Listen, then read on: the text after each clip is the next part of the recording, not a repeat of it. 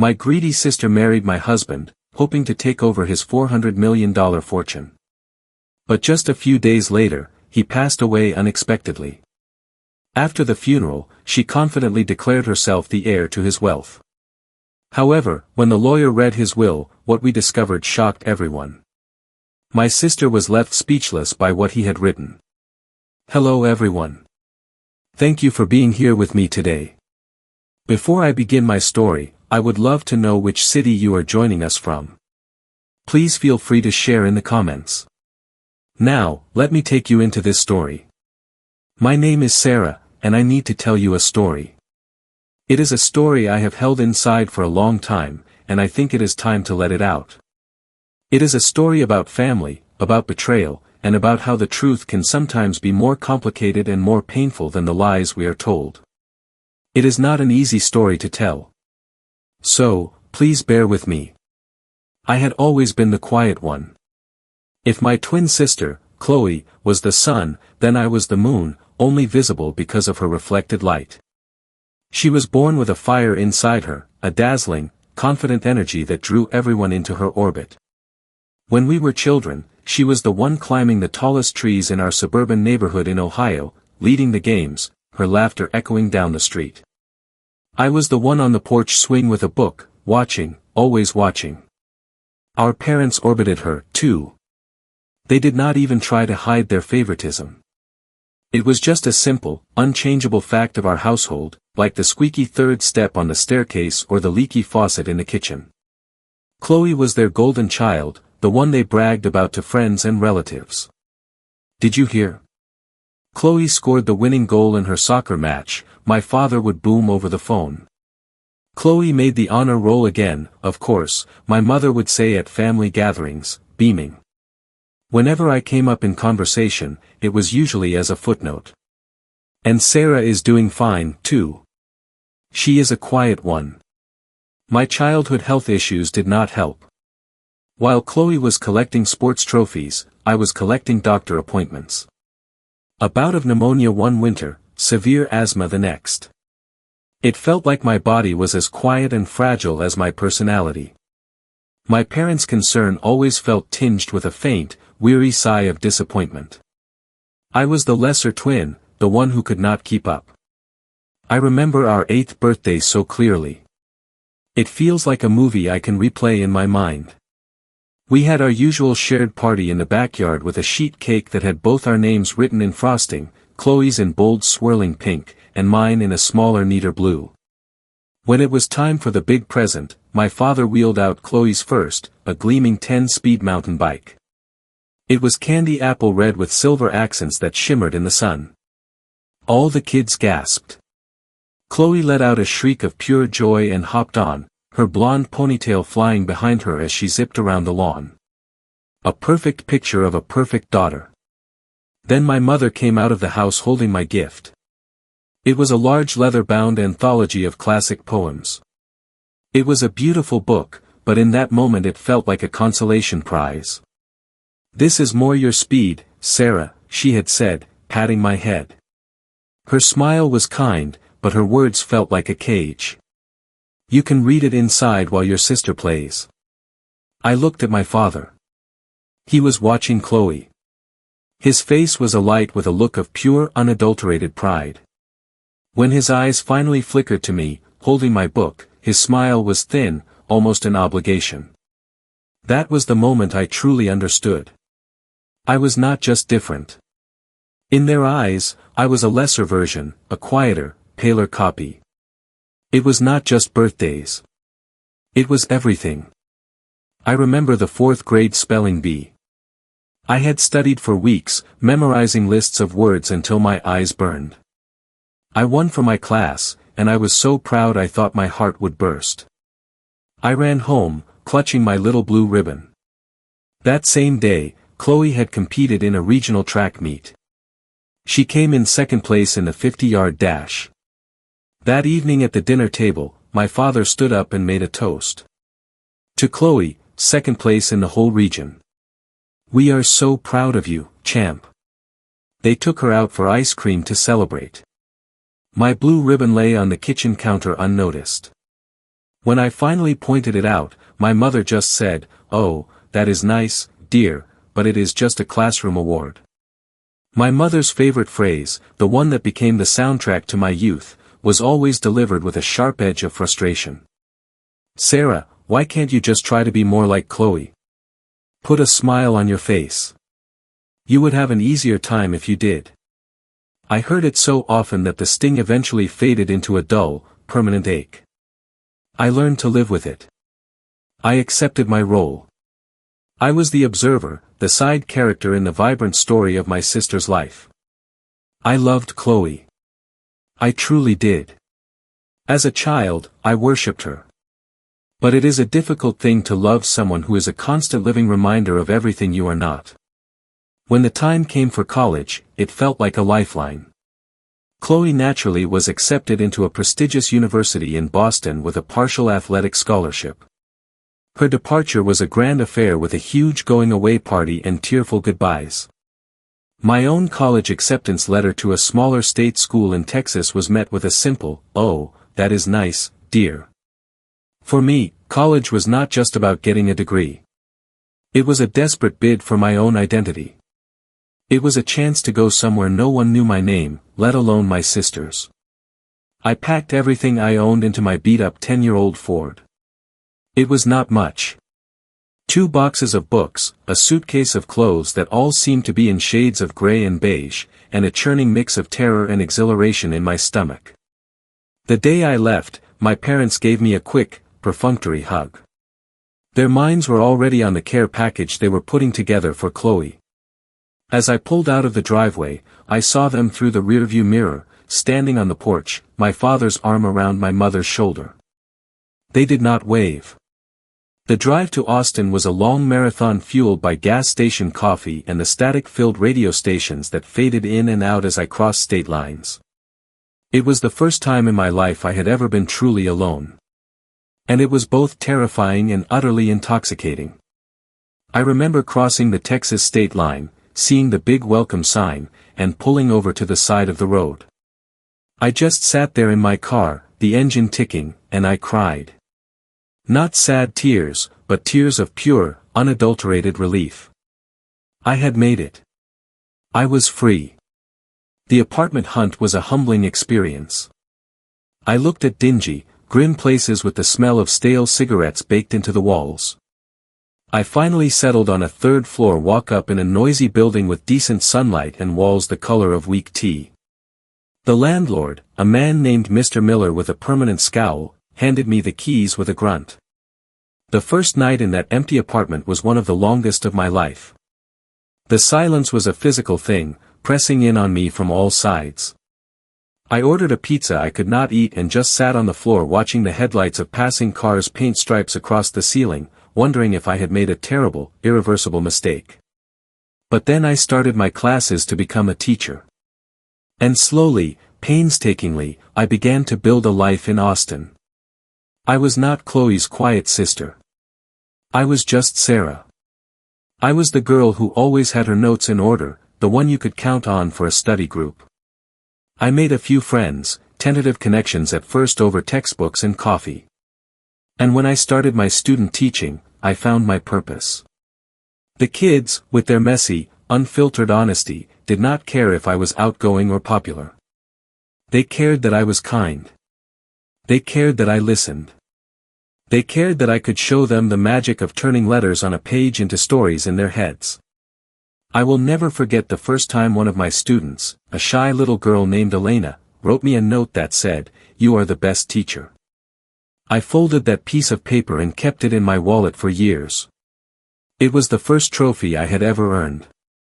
After graduation, I landed a full-time teaching job at a wonderful elementary school in a quiet Austin suburb.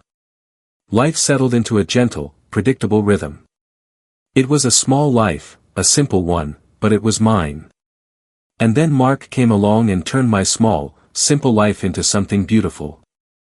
I met him through a friend from work. She had been trying to set me up for months, and I had always politely declined. The idea of dating was terrifying, but she was persistent. "He is a good man, Sarah. Quiet like you." His name was Mark, and he worked in property. I was so nervous, I knocked over my water glass within the first 5 minutes. I was mortified, but Mark just laughed, a warm, easy sound, and helped me mop it up with a napkin. He had a way of making you feel at ease. He was not like the loud, brash men Chloe always dated. He was calm, observant, and he had the kindest eyes I had ever seen. He had this quiet warmth that drew people in without demanding attention. I spent most of the dinner talking about my students, rambling on about lesson plans and playground drama. I was sure I was boring him to tears, but he never looked bored. He listened. Truly listened, nodding and asking thoughtful questions. "So, what book are you reading with them now?" he would ask. Or, "What is the funniest thing a student said this week?" Towards the end of the night, as we were waiting for the check, he looked at me across the table, his gaze so direct it made my heart flutter. "You know," he said softly, "you talk about those kids with so much love. It is really something special." He paused, then added, "You are different. In a good way, the kind of different that stays with you." Those words were like water on parched earth. No one had ever called my quietness peaceful. They called it shy, withdrawn, antisocial. But Mark saw it as a strength. He saw me. We dated for 2 years before getting married. Our courtship was as quiet and gentle as he was. We took long walks in the park, cooked dinner together, and spent hours just talking. He proposed on a rainy Tuesday night. We were in our small, cozy apartment, curled up on the couch, listening to the rain patter against the window. He had not made my favorite dinner or planned some grand gesture. He just turned to me, took my hand, and his eyes were full of a sincere, overwhelming love. "Sarah," he began, his voice a little thick. "I never knew a life could be this peaceful. I never knew I could be this happy. I do not want to spend a single day without this. Will you marry me?" He pulled out a small box. Inside was a simple, elegant ring that was more beautiful to me than any flashy diamond Chloe's boyfriends ever bought her. Tears streamed down my face as I said yes. They were happy tears, pure and simple. For the first time in my life, I felt completely and utterly chosen. Our life together was not a fairy tale, but it was real and it was good. His steady job and my teacher's salary were enough to afford the down payment on a small but charming bungalow in a neighborhood with big oak trees. We spent our first year in that house, making it our own. We painted the walls a soft yellow, planted a garden in the backyard, and scoured flea markets for furniture that had character. Mark was surprisingly handy. I remember one Saturday we spent all day assembling a bookshelf, laughing as we kept putting the shelves in upside down. That bookshelf, crooked as it was, became my favorite piece of furniture. Our life was built on small, happy rituals. Saturday morning breakfast at a local diner where the waitress always called us love birds. Sunday afternoons spent reading side by side on the couch. We never had children. After a few years of trying, we accepted it was not meant to be, and we found contentment in our life together. Our home was quiet, filled with books, the smell of Mark's coffee in the morning, and a deep, abiding sense of peace. Mark was my biggest cheerleader. He believed in me more than I believed in myself. When I was offered a small promotion to lead teacher for my grade level, I was terrified of the extra responsibility. Mark sat with me for hours making lists of all the reasons I was qualified, telling me how proud he was. He made me feel capable. He made me feel strong. During those years, my contact with Chloe was sporadic. She was a high-powered marketing executive in New York City now, living a life that seemed a world away from mine. She would call every few months, usually when she had something new to brag about. "Oh, Sarah, you would not believe it," she would say, her voice crackling with energy. "My firm just landed a huge national account. And my new boyfriend, he is a hedge fund manager, just whisked me away to Paris for the weekend." I would listen, offering polite congratulations. "That is wonderful, Chloe. I am so happy for you. Then I would tell her about my new reading program for my first graders or the tomatoes we were growing in our garden. I could almost hear her eyes glazing over through the phone line. "Well, that is sweet, honey," she would inevitably say, her tone a mixture of pity and condescension. "As long as you are happy with your simple little life." The thing was, her words no longer had the power to hurt me because I was happy. I was not living a life that would make for a flashy magazine article, but it was a life rich with love and purpose. I had a man who cherished me for exactly who I was. I had a job that made a difference. I did not need Paris or hedge fund managers. I had everything I had ever truly wanted right there in that little bungalow with my kind, steady Mark by my side. For 10 wonderful years, I believed our quiet, simple love was invincible. The change when it came was like the tide slowly going out. So gradually you do not notice the shoreline has moved until you look up and see acres of exposed barren sand. It started around our 10th wedding anniversary. Mark began working later. At first it was just an hour or two. "Big project at work," he would say, giving me a tired kiss on the cheek before disappearing into his home office. But soon he was coming home after I had already eaten dinner long after the sun had set. The smell of his coffee was no longer the first thing I noticed in the morning because he was often gone before I even woke up. Our dinner table, once the hub of our day where we would reconnect and share stories, grew quiet. I would try to fill the silence talking about my students, but his responses became shorter, more distracted. He would nod and murmur, "That is nice, honey." But his eyes would be distant, his mind clearly somewhere else. I remember one evening I was especially excited. I had finally gotten a shy, withdrawn student to read aloud in front of the class. It was a huge breakthrough. I could not wait to tell Mark. I made his favorite meal and waited. He did not get home until almost 9. He walked in, dropped his briefcase by the door with a heavy thud, and loosened his tie. "Long day," he grunted, heading for the refrigerator. "I made your favorite," I said, trying to keep my voice light. "Not hungry," he said, grabbing a beer and closing the door. He did not even look at the table I had set. I stood there in the kitchen, the story about my student dying on my lips. The silence that followed was heavy, filled with things I did not understand. The loving, attentive man I had married was being replaced by a ghost, a polite stranger who shared my house, but not my life. I tried to talk to him, of course, countless times. "Is everything okay at work, Mark? You seem so stressed." "It is just work, Sarah. Do not worry about it. Are we okay?" I asked one night, my voice small as we lay in bed, a cold foot of distance between us. He just rolled over, his back to me. "We are fine. I am just tired. Go to sleep." But we were not fine. A cold dread, a feeling I had not experienced since my childhood, began to creep back into my life. It was the feeling of being invisible, of being a problem to be managed rather than a person to be loved. I felt like I was losing him, and I had no idea why. The night it all shattered was a Thursday. The air in our house was so thick with unspoken words, it felt hard to breathe. Mark had been a phantom all week, barely speaking to me. I had decided that night I would demand an answer. I could not live in this suffocating silence any longer. I cooked dinner, but neither of us ate much. I just pushed a piece of chicken around my plate, my stomach in knots. Finally, I put my fork down. The soft clink against the ceramic plate sounded like a thunderclap in the quiet room.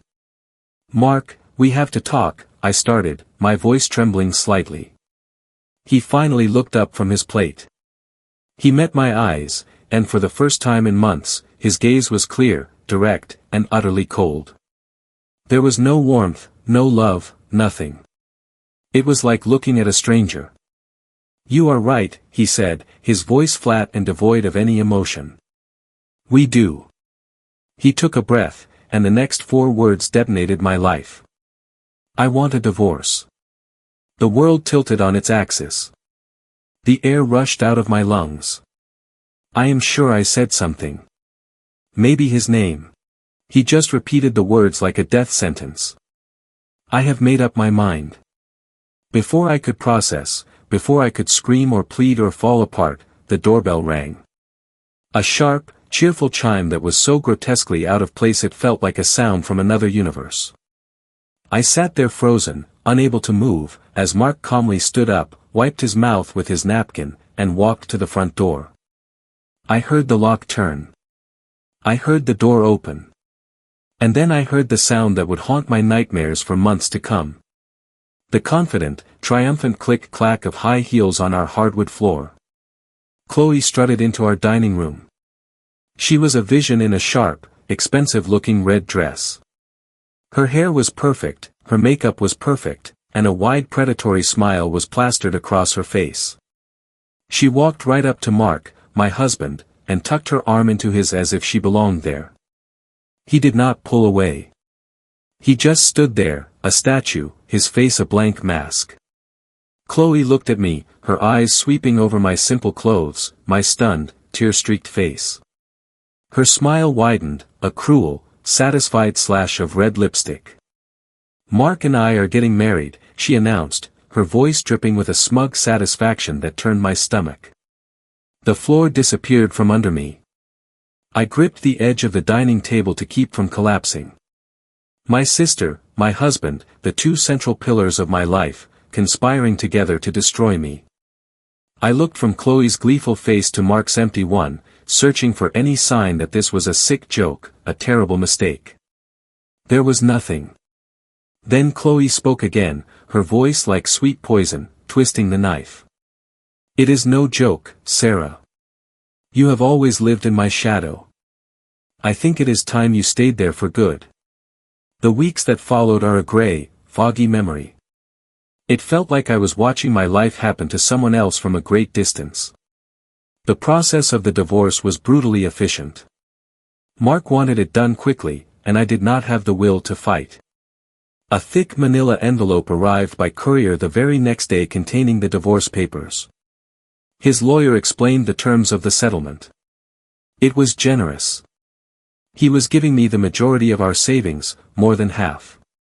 At the time, I thought it was guilt money. I signed everything he put in front of me, my hand moving like an automaton. I just wanted it to be over. The hardest part was leaving our home. Every object was a landmine of memory. Packing up my books, I found a faded receipt he had used as a bookmark from our first anniversary dinner. In the closet, I found the old soft sweatshirt of his I always wore on lazy Sundays. Each item was a fresh stab of betrayal. I hired movers because I could not bear to see Mark again.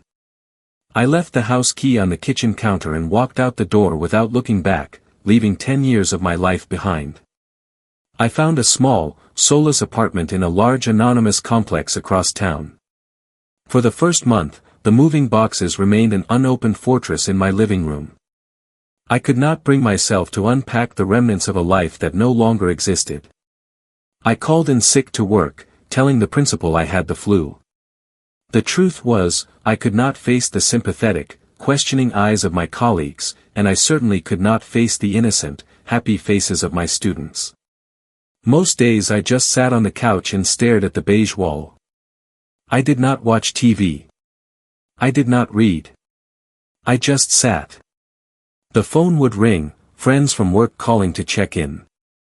I would watch their names flash on the screen and let it go to voicemail. Sarah, honey, it is Carol. Just calling to see how you are. We are all worried about you. Please call me back. I could not. What would I say? How do you explain a betrayal so profound it feels like it has hollowed you out from the inside? Meanwhile, Chloe was putting on a victory parade. A friend, meaning well, sent me a screenshot from Chloe's social media. It was a picture of her and Mark clinking champagne glasses on a balcony overlooking the ocean. The caption read, "Finally, with my true soulmate." I threw up after I saw it. I deactivated all my accounts that day. I could not take it. Each smiling photo, Each celebratory post was a public testament to my failure, my erasure. I had been so easily and happily replaced. About a month into my self-imposed exile, I finally ran out of food and was forced to venture out to the grocery store. I must have looked a sight. Pale, hair uncombed, wearing the same sweatpants I had on for 3 days. As I was fumbling with my keys to get back into my apartment building, a sleek black Mercedes pulled up to the curb. My heart stopped. It was Chloe's car. She got out looking like she just stepped out of a magazine. She was wearing a cream-colored pantsuit that probably cost more than my rent, her blonde hair catching the afternoon sun. She saw me and her face broke into a bright fake smile.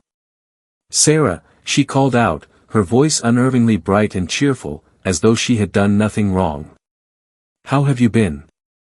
I just stood there clutching my single bag of groceries. I felt small and pathetic under her polished gaze. "What do you want, Chloe?" I asked, my voice raspy from disuse. She walked towards me, her heels clicking in arrogant rhythm on the pavement. She stopped a few feet away, her smile still perfectly in place. "I just wanted to check on you, silly," she said, her tone dripping with false concern. "This must be so hard for you. I want you to know, I am here for you if you need anything." The audacity of it, the sheer breathtaking nerve, it was so insulting, so deeply cruel that it snapped something inside me. The fog of numb depression began to burn away, replaced by a white-hot anger. "You are here for me," I said, my voice low and shaking with a rage I did not know I possessed. "You stand there in your expensive suit after you blew up my life, and you pretend to be worried." Chloe's smile tightened at the edges. "No, Sarah, do not be dramatic." "Dramatic?" I almost laughed. It was a raw, ugly sound. "What matters, Chloe, is that you betrayed me. You betrayed your own sister. You took my husband, my home, my life, and now you have the gall to stand here and offer me your pity. Get out. Get away from me." For the first time, her mask slipped entirely. The fake sympathy vanished, and her eyes turned to cold, hard chips of ice. The real Chloe was finally on display. "Fine," she hissed, her voice dropping its sweet pretense. "Be a martyr. Wallow in your miserable little life. But do not you dare expect me to feel sorry for you." She took a step closer, her voice a venomous whisper. "You have always been weak, Sarah. You are fragile. That is why people leave you. That is why Mark chose me. He wanted a strong woman, not a broken little bird." She turned on her heel and walked back to her car, leaving me standing there on the pavement, her words hanging in the air like poison gas. Weak, fragile, the old insults, the old labels. But this time, they did not make me want to cry. They made me want to fight. Chloe's cruelty was the unlikely spark that ignited a fire in me. Lying on my couch, defeated, was precisely what she wanted. It was what my parents had always expected. It was the role I had been cast in my whole life. And in that moment, standing outside my apartment, I decided I was done playing the part. The next Monday, I showered, put on my nicest work dress, and went back to school. Walking down the hallway felt like walking a tightrope. I could feel the stares, hear the whispers stop as I passed. My friend Carol rushed to my side, her face a mixture of relief and concern. "Sarah. Oh, thank God. Are you okay?" I just gave her a small tight smile. "I will be," I said, and for the first time, I almost believed it. That week, I made the call. I found a therapist, a woman named Dr. Evans. My first session was one of the most difficult hours of my life. I sat on her plush couch, twisting a tissue in my hands, and for the first 20 minutes, I could not speak. Then, the dam broke. I told her everything about being the shadow twin, about my parents, about Mark's quiet love and his shocking betrayal, about Chloe's triumphant smile. I cried until I had no tears left. Dr. Evans just listened patiently, and when I was done, she said something that stuck with me. "Sarah, you have been carrying the weight of other people's definitions of you for a very long time." The book was one I had loved, and as the other women started discussing it, I found myself disagreeing with one of their points. Before I could stop myself, I spoke up. "I actually saw that character's motivation a little differently," I said, my voice barely a whisper. All eyes turned to me. I explained my point, expecting them to dismiss it. But instead, a woman across the table smiled. "That is a really interesting take. I had not thought of it that way." It was a small thing, a tiny victory, but it felt monumental. I was making new friends. I was finding my voice. I was slowly, painstakingly rebuilding myself, not on the foundation of Mark's love or my family's approval, but on something new, something that was entirely my own. 3 months passed. My life found a new quiet rhythm. It was a fragile stability, but it was mine. I was teaching, going to therapy, attending my book club. I was starting to sleep through the night again. The pain was still there, a constant dull ache in my chest, but it no longer consumed me. I was surviving. Then on an ordinary Tuesday afternoon, everything was upended once again. I was in my classroom after the final bell, tidying up when my cell phone rang. It was an unknown number with a local area code. I almost let it go to voicemail, but something made me answer. "Hello. May I speak with Ms. Sarah Carter?" The voice was a man's, professional and somber. "This is she," I said, a flicker of unease stirring in me. "Ms. Carter, my name is David Miller. I am an attorney with a local firm. I apologize for the unsolicited call. I am calling you today regarding your ex-husband, Mark Jensen." My blood ran cold. I sank into my desk chair. Why would Mark's lawyer be calling me? "Is everything all right?" I asked, my voice suddenly tight. There was a pause on the other end of the line, the kind of weighted silence that precedes terrible news. "Ms. Carter," the lawyer said, his voice gentle but firm. "I regret to inform you that Mr. Jensen passed away suddenly last night." The classroom around me seemed to warp and fade. Passed away. Mark. It did not make any sense. He was young, healthy. What? I breathed the word. How? What happened? "A heart condition, I am told," he explained. "It was very sudden. I am very sorry for your loss." My mind was a chaotic storm of disbelief and confusion. Loss. He was not mine to lose anymore. But the news struck me with the force of a physical blow. Mark was gone. "Why? Why are you calling me?" I stammered. "Mr. Jensen updated his will a few months ago, shortly after your divorce was finalized," Mr. Miller said. "He left very specific instructions for me to contact you directly in the event of his death. There are some legal matters to discuss, but more importantly, he left a letter. A letter he wanted to make absolutely certain would get to you." A letter for me? After all this time, after all the silence and cruelty, he had left me a letter. "I see," I said, my voice a hollow echo of itself. "When can I come in?" We set a meeting for the next morning. I hung up the phone and just sat there in my empty classroom, the late afternoon sun slanting through the blinds, casting long shadows across the floor. Mark was dead and he had one last thing to say to me. The next morning felt surreal. The drive to the lawyer's office downtown was a blur. I remember the city traffic, the horns, the people rushing along the sidewalks, all of it feeling like it was part of a different world. The office was on the 25th floor of a gleaming glass skyscraper. I sat in a plush leather chair in the waiting room, my hands clasped so tightly in my lap my knuckles were white. After what felt like an eternity, David Miller came out to greet me. He was a kind-faced man in his late 60s. He led me into his corner office. "Please," he said, sitting down. "I know this is a difficult time." My heart was pounding against my ribs like a trapped bird. He shuffled a small stack of papers on his desk. As I mentioned, he began, Mark made some very specific changes to his will. We can go over the legal and financial details shortly, but he was adamant about one thing above all else. He reached into a drawer and pulled out a single plain white envelope. He slid it across the polished surface of the desk until it stopped directly in front of me.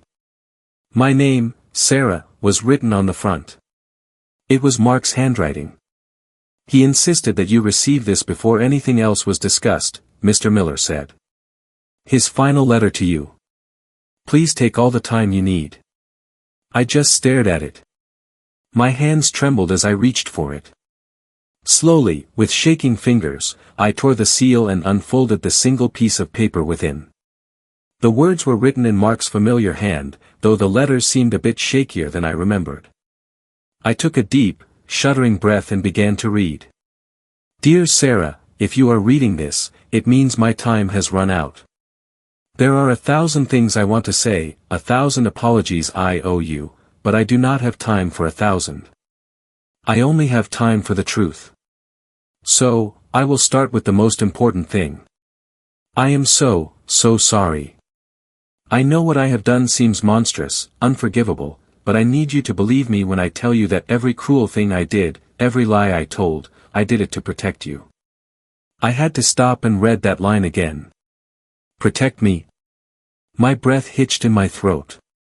Protect me from what? I forced my blurring eyes to focus on the page again. 6 months ago, I went to the doctor for what I thought was just persistent heartburn. It was not. It was my heart. I was diagnosed with a terminal condition. My world ended in that sterile little examination room. My first thought, my only thought was of you. How could I leave you? How could I burden you with watching me get weaker and weaker? But then a more practical, more terrifying thought hit me. What would happen to you after I was gone? Especially with Chloe in the picture. Around the same time, the lawyer for my late uncle's estate finally contacted me. Chloe had been buzzing about this inheritance for months, ever since he passed. She imagined it was some vast fortune. At first, I hoped she was right, that it would be a blessing that could secure your future, but it was a curse. The estate was not a fortune. It was a trap. It was mired in over $2 million of hidden debt and liabilities. Chloe, of course, did not know that. She only heard the word estate, and her greed took over. She saw it as her golden ticket. And that is when I saw the only way out. A terrible, horrible way, but the only one I could think of to save you. I had to make her want the debt. I had to make her want me. I had to push you away, Sarah. I had to break your heart to save your future. It was the hardest, most vile thing I have ever done. Every cold word, every night I came home late, every time I saw the pain in your eyes and did nothing, it was like a knife in my own gut.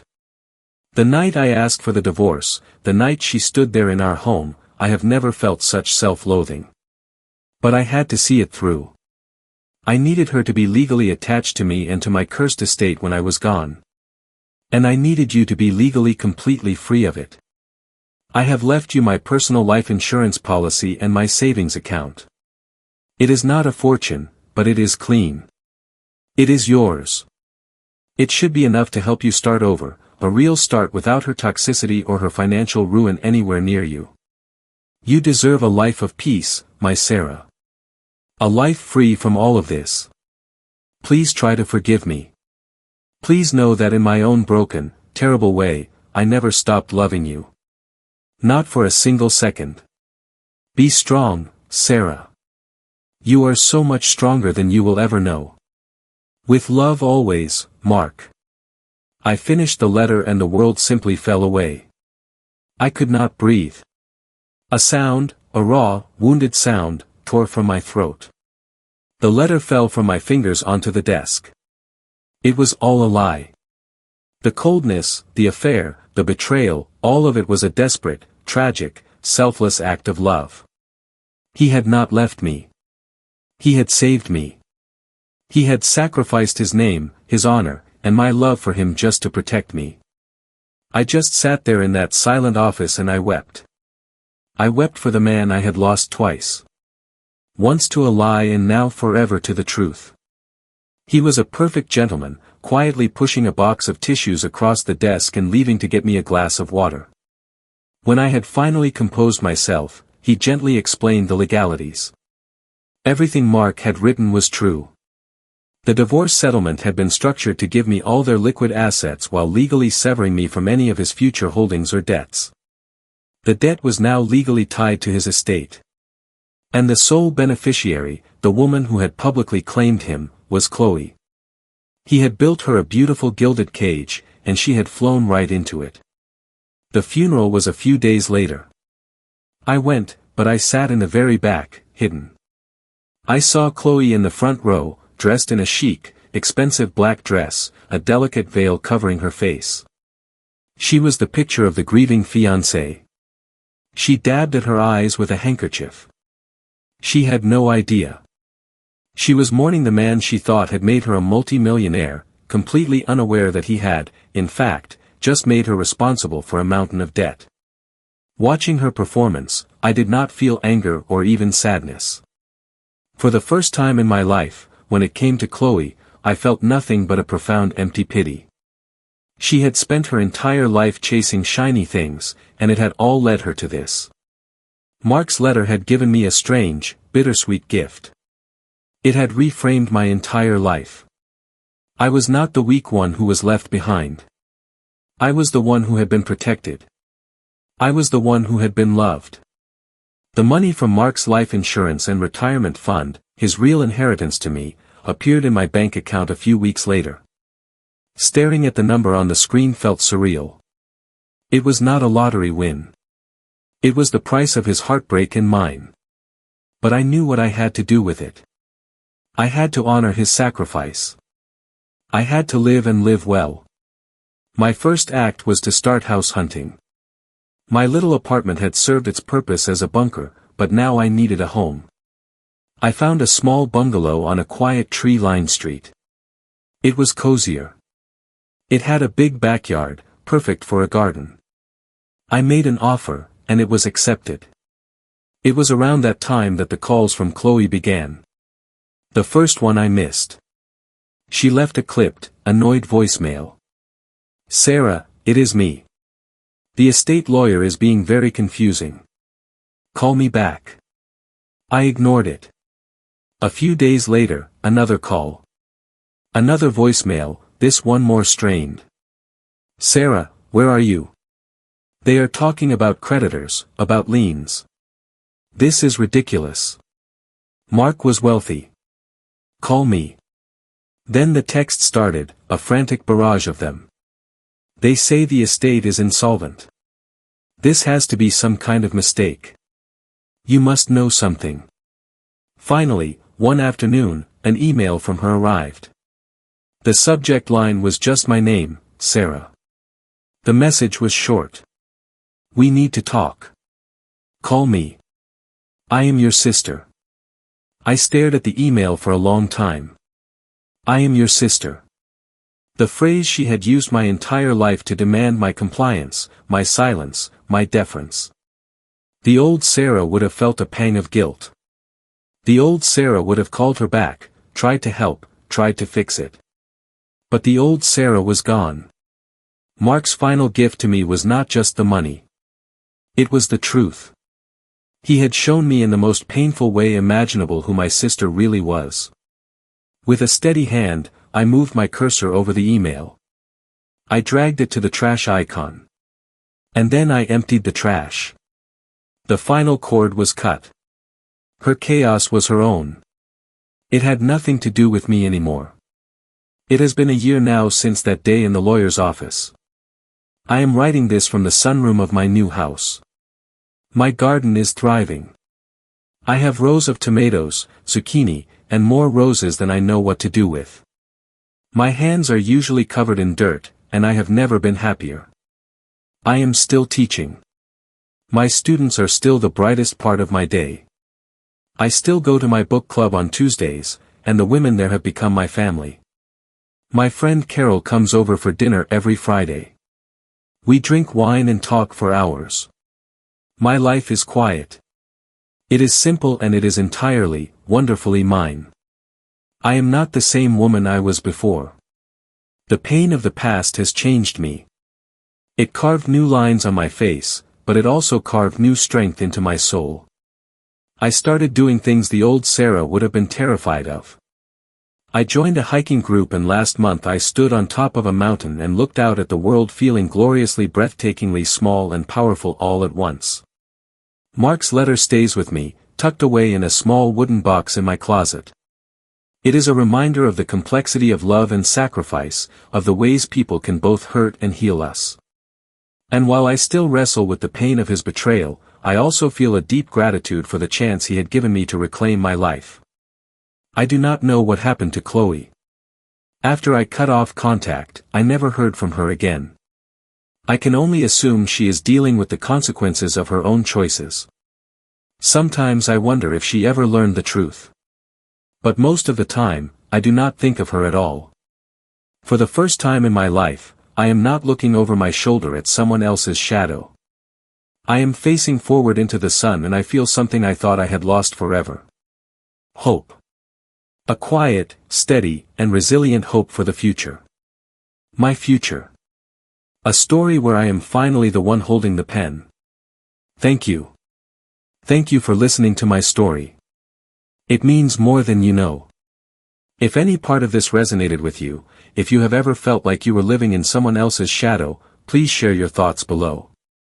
Your kindness and your stories help us all feel a little less alone. Thank you for being here.